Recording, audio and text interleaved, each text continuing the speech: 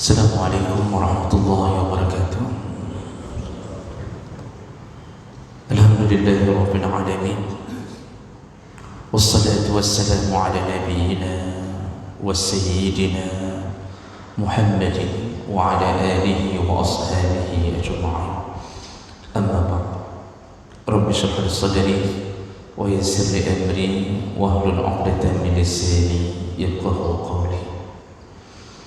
Segala puji bagi Allah, kemudian salawat dan salam kepada Rasulullah, pada keluarga dan seluruh sahabat-sahabatnya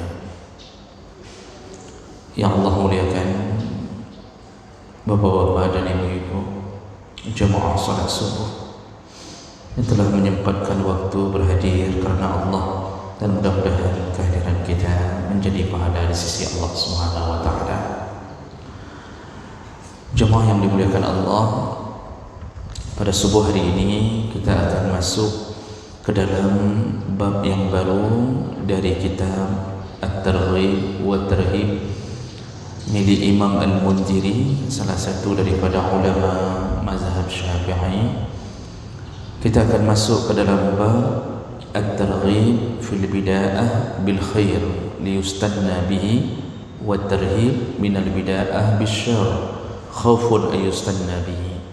Bab ini akan bicara tentang anjuran untuk memulai sebuah kebaikan agar diikuti oleh orang banyak, dan mengancam atau ancaman bagi mereka yang memulai sebuah keburukan karena takut akan menjadi sebuah ikutan bagi orang banyak. Nah, ini bab ini yang akan kita bicarakan dalam beberapa pertemuan. Pertama sekali, hadis Nabi sallallahu alaihi wasallam yang membicarakan masalah ini.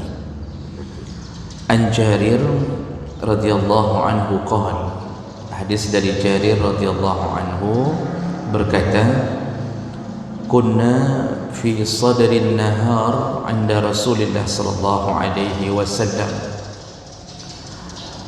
Ketika kami pada suatu siang sedang bersama Rasulullah sallallahu alaihi wasallam. Jadi Rasulullah ini di antara kebiasaannya, beliau sering duduk bersama sahabatnya. Bahkan ketika menunggu waktu salat, beliau sering berkumpul dengan sahabat sambil menunggu datangnya waktu azan. Jadi di mana-mana pemimpin yang baik itu sering bersama rakyat, sering bersama sahabat-sahabat, bukan duduk di istana lalu perintahkan ini dan itu, tidak pernah nampak di seputaran rakyatnya. Ketika kami sedang duduk, ini yang dimaksud adalah di masjid. Faja'ahu qaumun ghuzatun mujtabi an-namar wal 'aba. Tiba-tiba datanglah sekelompok orang yang pakaian mereka ghurat, hampir telanjang. Sedang duduk-duduk di masjid menunggu jam datangnya salat. Tiba-tiba datang sekelompok orang yang ghurat, keadaan mereka hampir telanjang. Mujtabi an-namar, mereka memakai pakaian dari potongan yang robek. Wal 'aba, dan berlobang. Jadi hampir telanjang, ada baju tapi robek-robek dan berlobang. Mutaqallidi as-suyuf ammatuhum min mudar bal kulluhum min mudar. Mereka semua menenteng pedang. Memang orang Arab menenteng pedang itu hal yang biasa. Sama seperti orang yang datang untuk berkebun selalu ada parang di tangannya. Itu biasa. Jadi bukan bermakna permusuhan. dan rata-rata mereka berasal dari suku Bani Mudhar. Hampir semua mereka berasal dari suku Bani Mudhar. Fata'ammara wajhu Rasulullah sallallahu alaihi wasallam lamma ra'a ma bihi min al-qafah fadakhala. Ketika mereka datang, Nabi berada di masjid, lalu melihat keadaan seperti itu, maka berubahlah wajah Rasulullah.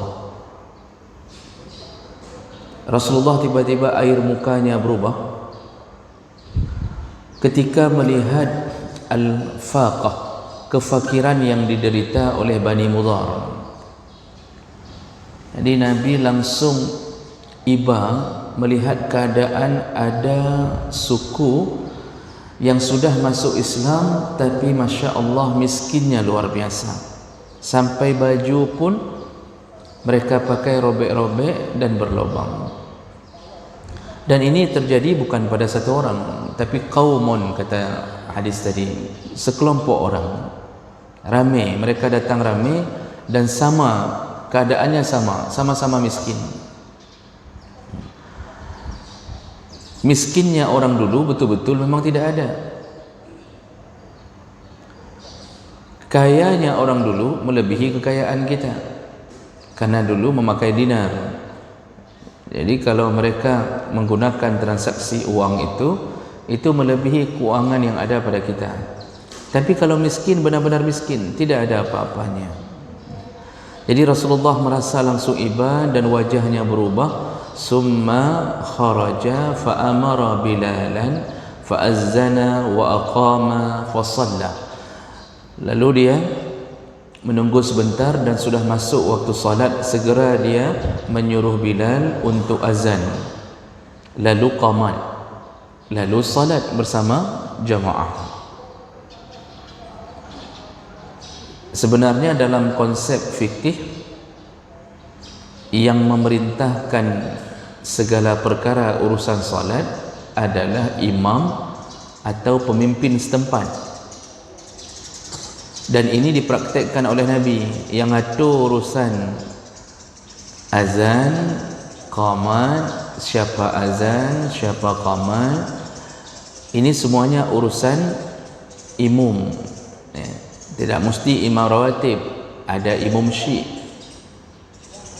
Kalau dalam satu daerah, kalau belum terbentuk panitia masjid, pemerintah setempat itu bisa mengatur urusan itu.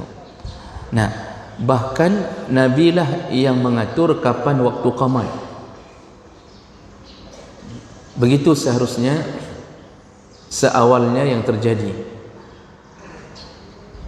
Imam yang mengatakan kaji qamat. Jadi imam yang melihat dulu di masa Nabi itu, imam lihat kalau sudah jamaahnya sudah ramai, yang kira-kira tidak sayang nanti ada orang yang masbuk, maka imam yang suruh qamat. Diatur oleh imam. Hari ini karena kita sudah ramai sekali, maka untuk lebih teratur dipakailah mesin tet-tet namanya. Karena dia nanti begitu mau qamat bunyi tet. Bolehkah itu? Boleh.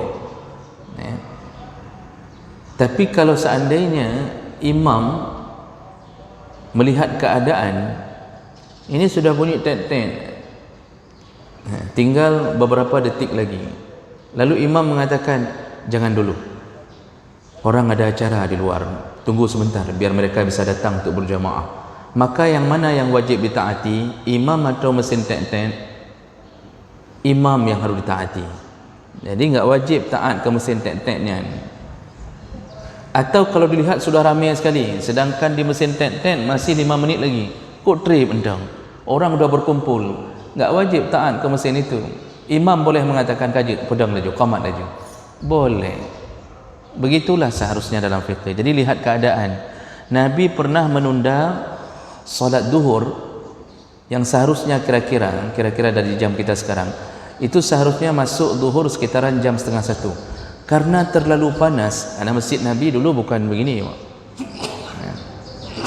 pasir, batu, tidak ada atap, terlalu panas sehingga semuanya panas, tidak bisa salat. Takut mengganggu kekhusyuan salat, karena salah satu yang menyebabkan kita tidak nyaman salat adalah cuaca yang terlalu panas. Lalu Rasulullah sallallahu alaihi wasallam mengatakan kepada sahabat yang sudah hadir, kita tunda sampai matahari tergelincir, tidak lagi mengarah ke masjid, tidak lagi mengarah ke dalam masjid. Jadi ditunda oleh Nabi sallallahu alaihi wasallam. Lalu Nabi di ujung hadis mengatakan, inna min syiddatil har min faihi jahannam. Ketahuilah wahai sahabat, panas yang terlalu hebat itu menunjukkan bahawa jahannam sedang mendidih. Makanya Bapak Ibu, Masya Allah, jahannam entah di mana, entah berapa puluh triliun kilometer dari kita, tapi ketika dia mendidih, bumi mendapatkan rasa didihannya. Orang seharusnya takut kepada Allah.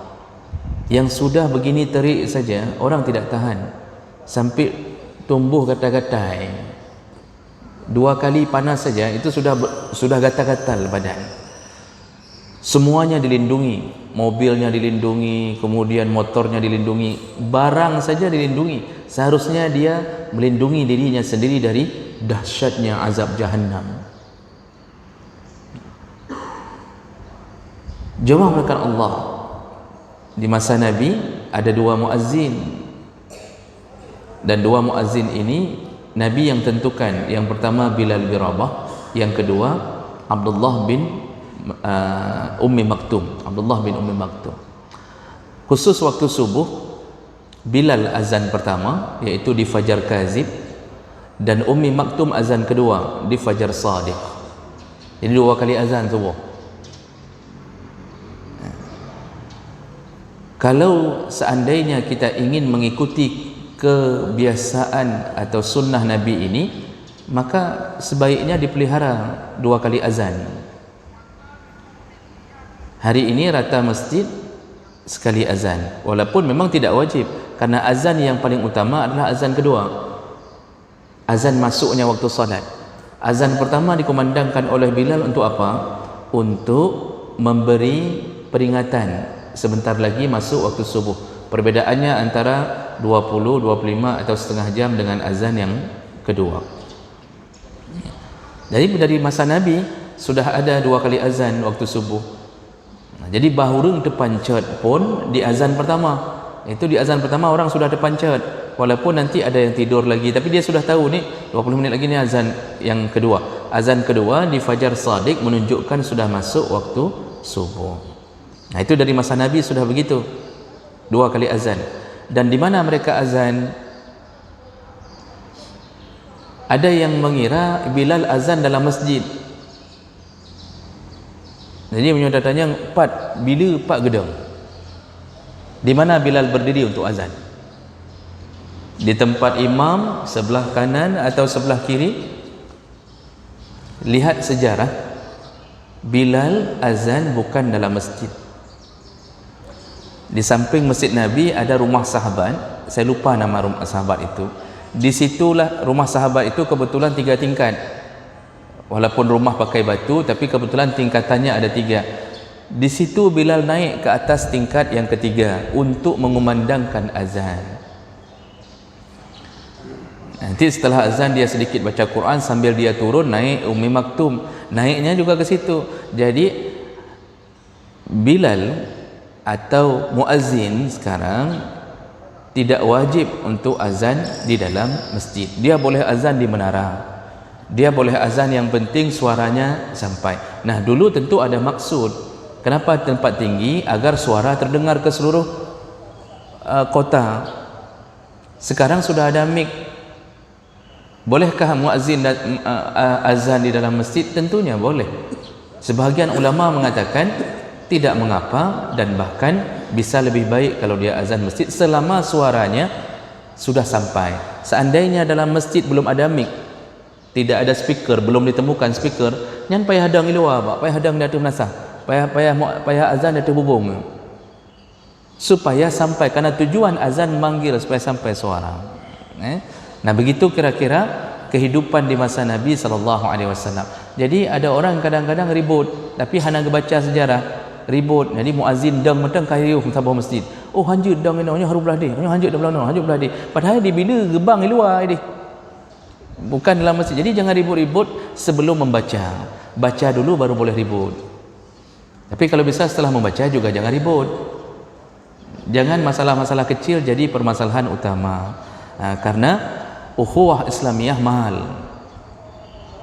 Mempersamakan ukhuwah itu mahal sekali. Kalau urusan ribut mudah, tapi menyatukan hati susahnya minta ampun. Satu orang saja tersinggung dari jemaah masjidnya hana dihli masjid. Satu orang saja tersinggung dari jemaah masjid, syaitan akan menariknya. Baik kajak dia masjidnya. Ana betulnya. Tidak pernah berjamaah lagi semenjak ribut.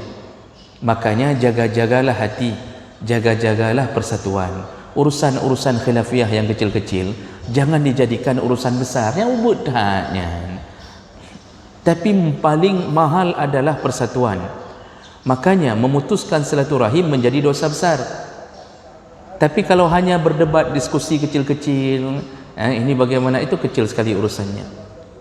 Urusan khilafiyah jangan dijadikan sebagai sumber permusuhan. Baik, kita sambung. Lalu kemudian Rasulullah salat bersama mereka, summa khataba. Setelah salat Rasulullah langsung berkhutbah. Ini bukan khutbah Jumat, karena Rasulullah sering memberi tausiah. Habis salat rata-rata beri tausiah. Kalau ada yang penting beri tausiah. Cuma tidak ada jadual rutin seperti kita. Tidak mesti Rasulullah setiap Rabu pagi beri tausiah. Tidak mesti. Kapan mahun gonyan? Kapan diperlukan beliau memberi khutbah, memberi tausiah. Faqala, lalu beliau berkata, ya ayuhan nasu taqu rabbakumul ladzi khalaqakum min nafsin wahidah. Rasulullah membaca satu ayat, wahai manusia, bertakwalah engkau kepada Allah yang telah menciptakan kamu dari satu jiwa. Maksudnya dari Adam alaihi salam. Maksudnya kita ini satu sebenarnya. Akui tidak akui, kita ini bersaudara. Dari satu nenek yang bernama Adam alaihi salam. Dan semua kita akan kembali pulang ke kampung nenek tersebut, yaitu surga Allah Subhanahu wa taala. Karena nenek kita Adam dicipta di kampung halamannya yang bernama surga. Maka mandung gedanyo akan pulang ke kampung nenek kita. Cuma kadang-kadang ada orang waktu pulang enggak langsung pulang. Singgah dulu. Singgahnya di mana, Pak? Lam neraka. Jadi hodro dengan truk singgah di alam jahanam. Begitu. Jadi dia singgah dulu, ada yang 1000 tahun singgah di neraka, truk kampung. Begitulah kita nafsi wahidah. Kita ini dari satu.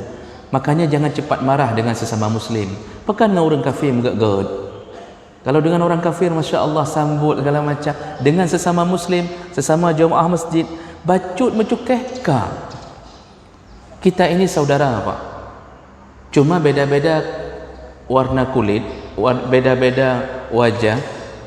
Ada orang bertanya, kalau memang saudara dari Adam, kenapa enggak sama semuanya? Ini tentunya ada perubahan karena perubahan cuaca, perubahan faktor alam. Allah sesuaikan. Saya baca dalam tafsir, kenapa orang yang di sebelah sana hitam-hitam contohnya, kenapa orang Eropah putih-putih, kita tidak jelas antara hitam putih. Gedanya yang hana jelas. Ternyata Allah atur itu disesuaikan dengan kemampuan untuk berada di alam tersebut. Kalau orang hitam sanggup menerima, kalau di daerah itu panas matahari terlebih terik, maka Allah atur orang-orang tersebut mempunyai pigmen warna kulit hitam agar sanggup menahan sengatan terik matahari. Makanya orang hitamnya dega-dega. Kenapa? Memang Allah ciptakan dia disesuaikan. Nah, orang yang berada di daerah salju disesuaikan agar sanggup menahan dinginnya cuaca. Maka berubah-berubahlah warna kulit karena faktor alam yang Allah beri. Sedangkan wajah, kenapa bisa berubah? Tentunya gen makan berubah. Mamak kita Cina, bapa Afrika, kah hana jelah Kemana kita harus berlari? Mirip mama atau mirip bapa? Terus berubah, terus berubah. Nah, jadi tidak ada yang perlu disesali karena semua kembali ke satu bentuk dan satu kampung. Bentuk Nabi Adam dan ke kampung yang sama, iaitu surga Allah Subhanahu wa taala. Makanya Rasulullah begitu lihat orang miskin tadi, langsung kalimat pertama, kita ini berasal dari satu jiwa, yaitu Adam. Lalu dia bacakan lagi, innallaha kana 'alaikum raqiba, dalam surat An-Nisa ayat 1. Sesungguhnya kamu semua diawasi oleh Allah. Artinya apapun yang kamu lakukan Allah tahu. Lalu dibacakan lagi ayat yang lain, ittaqullaha wal tandur nafsum ma qaddamat lighad. Surat Al-Hasyr ayat 18. Kata Rasulullah melalui ayat Allah, kata Allah Subhanahu wa taala, bertakwalah engkau kepada Allah, wal tandur nafsum ma qaddamat lighad. Perhatikanlah dirimu untuk mempersiapkan diri lighadin, untuk hari yang besok, maksudnya akhirat. Jadi Rasulullah pertama memancing dulu dengan kalimat Allah, getahnya sama, kita ini semuanya satu turunan. Yang kedua, Allah melihat yang kamu lakukan. Yang ketiga, ayat dibaca, persiapkanlah diri menghadapi hari akhirat. Nah, maksud Rasulullah adalah, lihat sahabat kita yang miskin ini, yang tadi dari Bani Mudhar, lihat mereka Masya Allah miskinnya luar biasa. Maka kita ini hendaknya tolonglah sahabat kita, karena kita satu jiwa, dan juga Allah mengetahui kalau engkau menolong mereka. Tidak ada amalan yang sia-sia di sisi Allah kalau menolong orang lain. Innallaha la yudhi'u ajra man ahsana amala. Sesungguhnya Allah tidak akan menghilangkan satu amal pun yang baik yang pernah engkau lakukan, tidak akan dihilangkan, kecuali kita sendiri yang menghilangkannya. Kalau Allah enggak pernah hilangkan. Tapi kita bisa menghilangkannya sendiri dengan menyebut-nyebutnya selalu, ria, kemudian menyakiti orang yang kita beri, itu bisa hilang.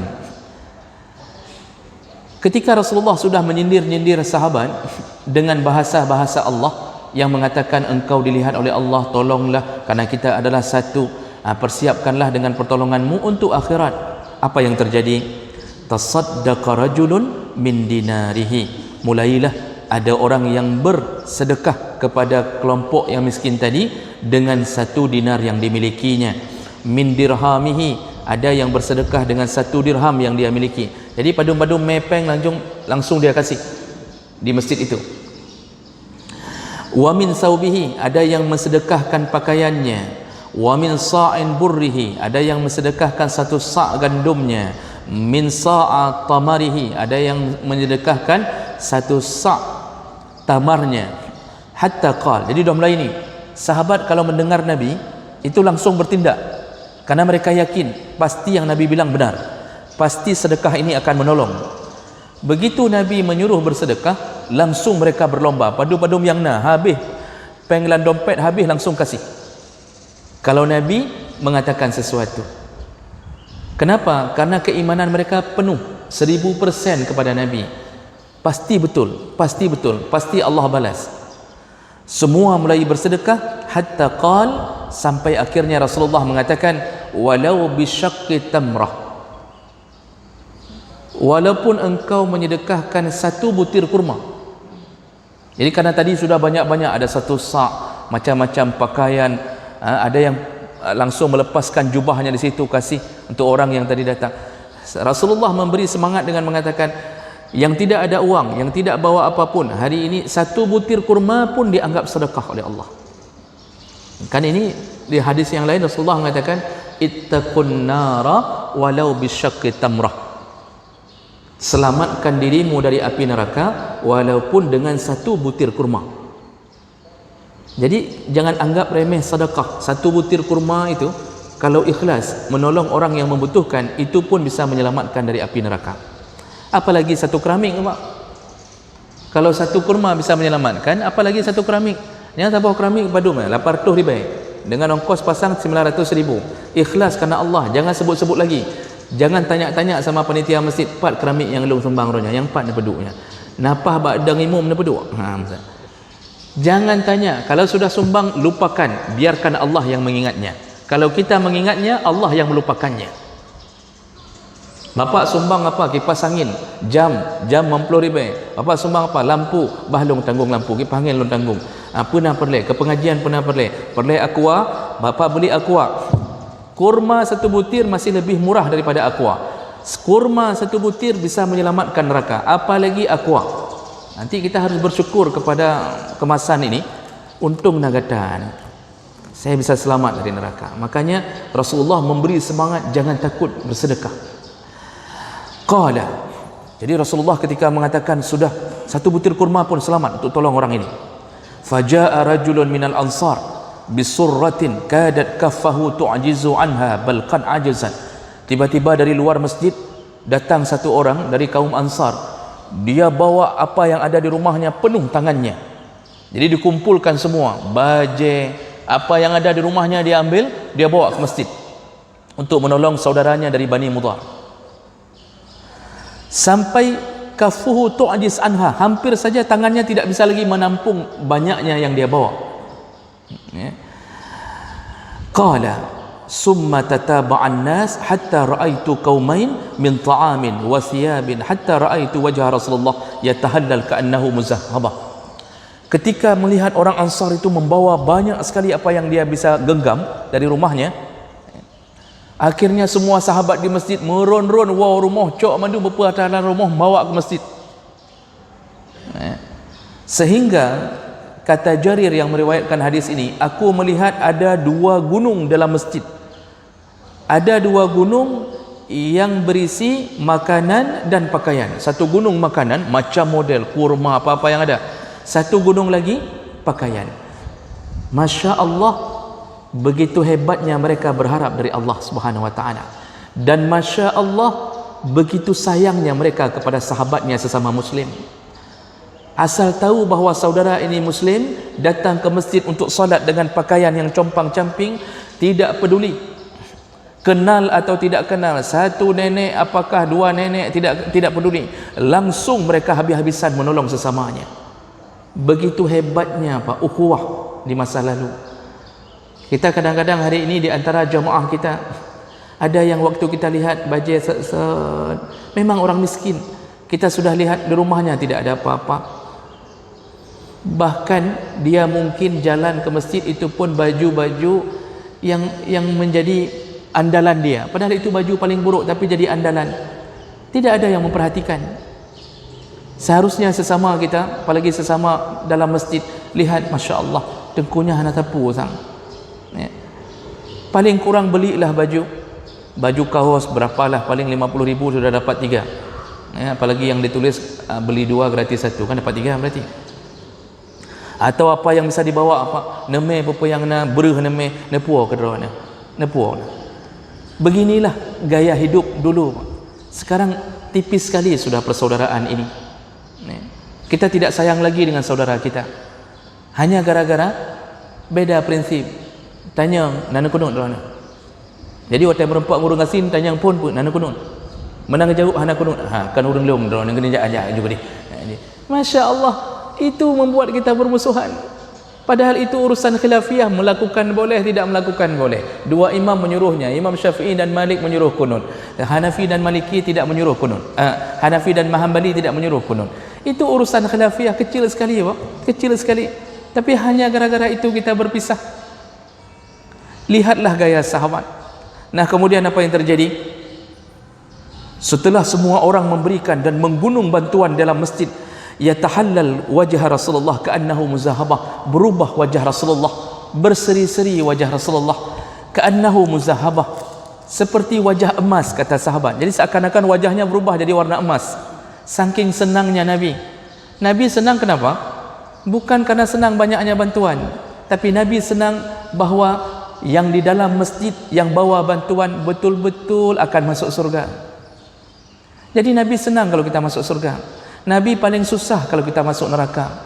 Nabi paling sedih karena Nabi diutus untuk membuat kita tidak masuk neraka. Jadi bukan karena hebatnya bantuan. Nabi senang, masya Allah, sahabat-sahabatku berlomba masuk dalam surga. Tidak ada kesenangan yang lebih hebat pada diri Nabi kecuali umatnya masuk ke dalam surga. Makanya berseri-seri wajah Rasulullah. Lalu kemudian di ujung hadis, Barulah Rasulullah berkata, ini sudah di ujung hadis Pak. Jadi kara habis yang sudah antuk-antuk, kamu antuk-antuk kara habis yang wujud ni kan di ujung hadis Pak. Faqala Rasulullah, ketika sudah banyak sekali bantuan, barulah Rasulullah berkata, apa katanya? Man sanna fil islami sunnatan hasanatan falahu ajruha.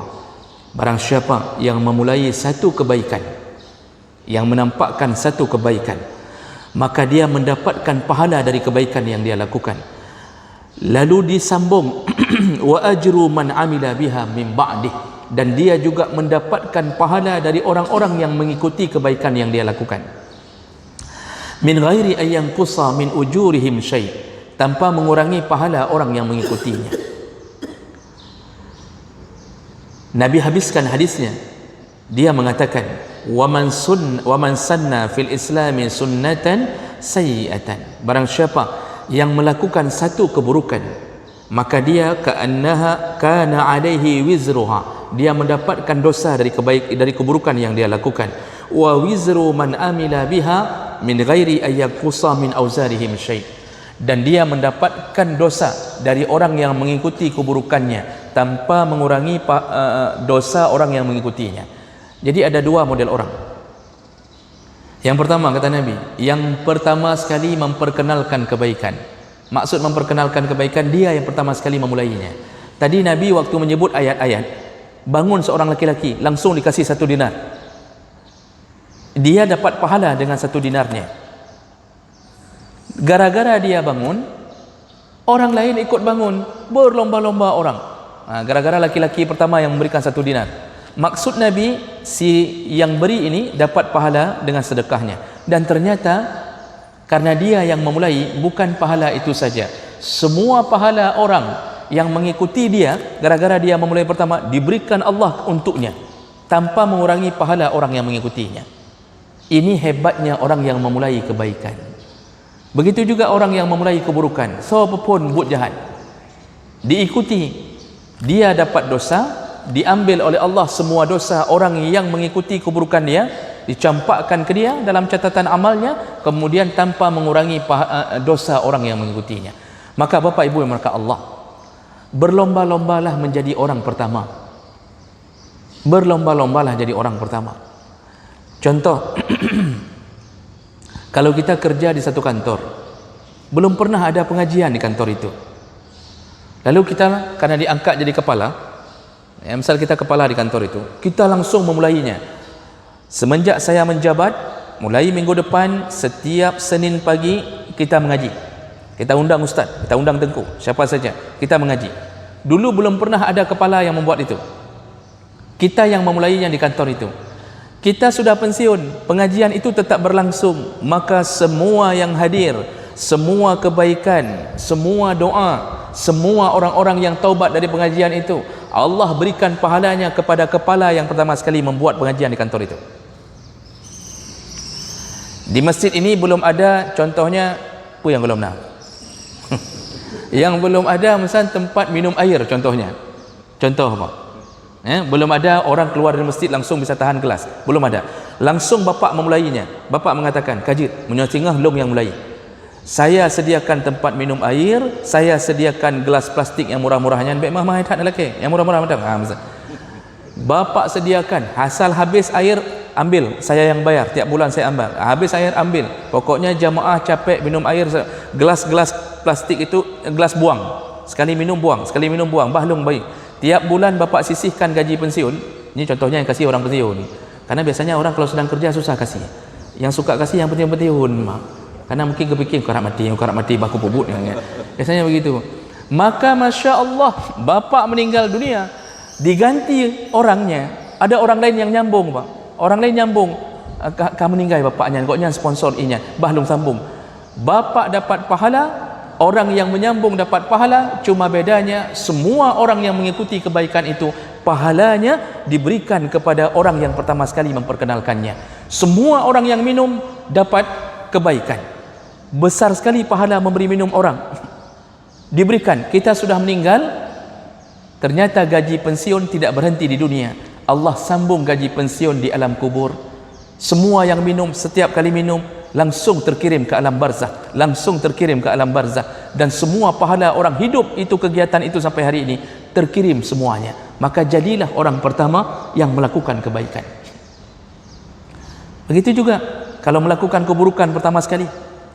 Semenjak dia jadi kepala di kantor, dulu nggak ada pungli, Pak. Kepala Roji hana kecok pungutan liar. Buat SIM 150.000 tertulis di papan. Kalau SIM 150.000, perpanjang sekian, ini sekian, kalau sudah mati SIM-nya sekian, tertulis di papan. Tapi ketika bayar bukan 150, kah berubah aja ke 120. Dari mana asal usulnya? Sebenarnya nggak ada dulu, kata pegawainya. Mas semenjak yang barunya, dia minta 320, katanya untuk uang kopi. Kopi pun 120 mulailah berlaku semenjak kepala itu dikutip uang tidak sesuai dengan syariat, tidak sesuai dengan peraturan, dan itu berjalan. Dia sudah dimutasi ke Papua, kepalanya yang 120 nya, kepala 120 nya. Dia sudah dimutasi ke Papua, Pak.